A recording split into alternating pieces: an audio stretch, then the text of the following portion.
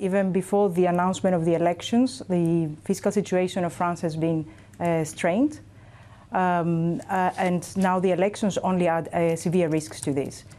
We think that whoever wins will likely lead to fiscal slippage, and that's why markets are worried. And the question now is by how much? So in order to answer this question, we look at the programs of the main opposition parties, and here is what we find.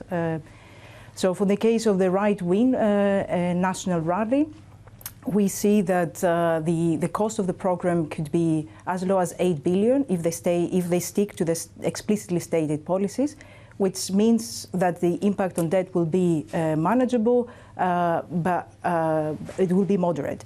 But what markets are mostly worried about is the case that the National Rally would stick to policies that are more ambitious, like the reversal of the pension reform.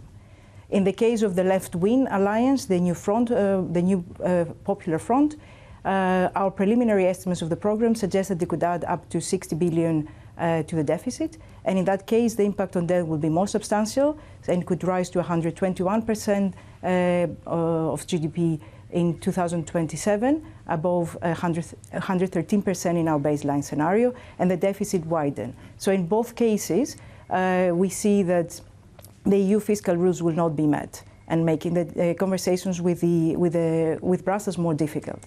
And even in the case that Macron and his allies manage to stay in power, we see that will also decrease the ambition of their fiscal policies. Yeah, and it's going to make the path of adjustment even more challenging for France, whatever the future government looks like after the elections. We have also been keeping a close eye on the spread, so that's the difference between where 10-year bonds are trading versus their German equivalents. And we saw a massive uptick in those spreads over the course of last week, almost at 80 basis points. Is that going to have broader ramifications looking ahead on debt servicing or on other parts of the economy as well?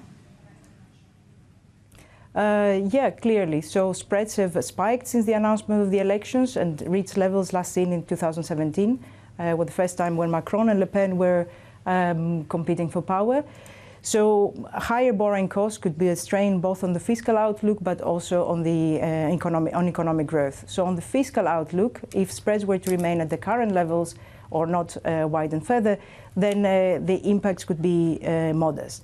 But what more material impacts could kick in if markets react similarly as to the case, for example, of the Liz Truss mini-budget, in which case spreads increase by 100 basis points compared to what markets currently price in. And plugging in into this assumption into our model, we see that debt could increase by 100 to reach almost 147% in 2040, way up from our baseline projection of 135%.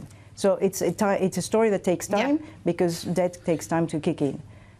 But it can also, in the same scenario, it could also have a material impact on growth, which we see can flatten in 2025.